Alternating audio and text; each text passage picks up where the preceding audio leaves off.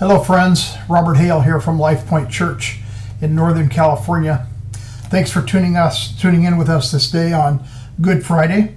I hope that you'll tune in again tonight at 7 p.m. that's Pacific time on our Facebook Live page or our YouTube channel, either one, for a Good Friday message. Be a short message, about 15 to 20 minutes long. But as we gather together today for Good Friday, I want to call our attention to scripture that kind of shows how this day began for Jesus. It comes from the Gospel of Mark, chapter 14, beginning with verse 53. They took Jesus to the high priest, and all the chief priests, the elders, and the teachers of the law came together. This is the way that Christ's day began on what is the darkest day in history. Not just the darkest day in the history of the Christian church, but the darkest day in history, Good Friday. Jesus this day would face 6 different trials. The first trial was before Annas. It was in the nighttime hours, and Annas was looking for an accusation. He's looking for a way to set Jesus up, basically. He was killing time until the Sanhedrin could get their acts together to come together in a high priestly tribunal, basically. And then the second trial, which was really the primary trial, was before the Sanhedrin himself. And Jesus is condemned at this trial. He's misused, he's abused, he's kicked, he's mocked. The third trial, now he's already been through 2 trials in one day.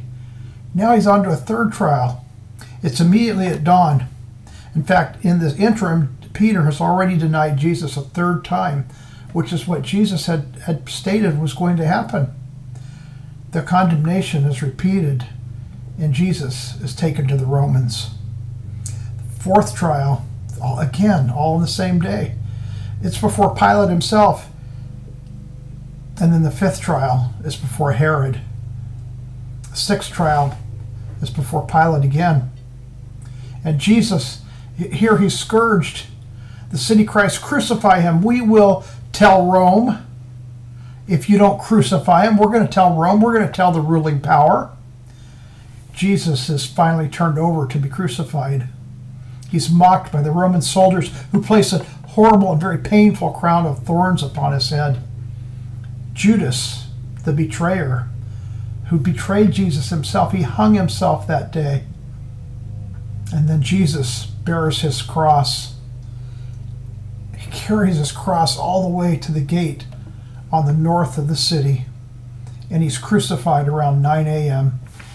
What he's probably most known for that day is the famous 7 sayings. He says, number 1, Jesus says to God, "Father, forgive them, for they know not what they do." Number 2, he says, "Today you will be with me in paradise." Number 3, he says, "Woman, behold thy son." And then number 4, he says, my God, why have you forsaken me?" And then he says, "I thirst."